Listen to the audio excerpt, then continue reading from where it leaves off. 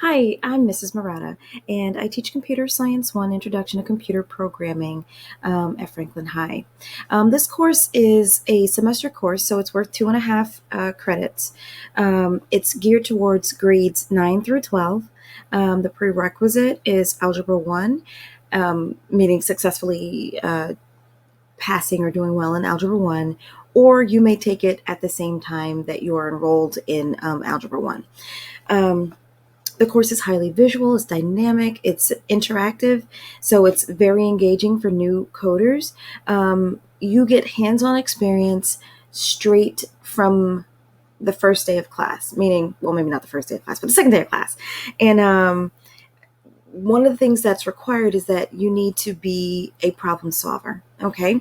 All right. So I just want to give you guys a quick example of what one of our lessons may look like. Okay. So this is from the very beginning. Normally what we would do is go over the notes, but I'm not going to do that for the sake of time. I will click on an assignment. And so what I have to do here is there are two rectangles in the solution canvas that need to be drawn. And so I click on Start Coding. And if you take a look, this is the solution. That's what's highlighted. Okay, so these are the two rectangles. If you click on my canvas, it is blank. So what I need to do is I need to draw the rectangles using lines of code. Okay, so first I have to use the function rectangle.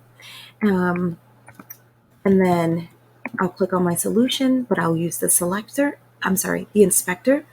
And I see my XY value for the upper left-hand corner is 200 for the X and 0 for the Y. And then I need to find the width of this rectangle.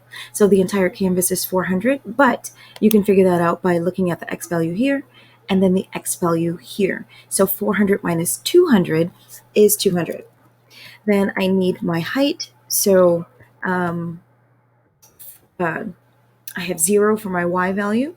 And then when I look at the lower right-hand corner, the Y value is 200. So the difference between 0 and 200 is 200. And then we need to fill it with the color that it says here. So the color is black, so we shall type fill, and then equals, and then black. Sorry. Okay, and then we run it, and then we see that our first rectangle is now drawn. So if we go back to our solution, we need to do the same thing for this bottom rectangle. So what I like to do is I like to copy and paste. No need to reinvent the wheel. Command C, and then return, and Command V.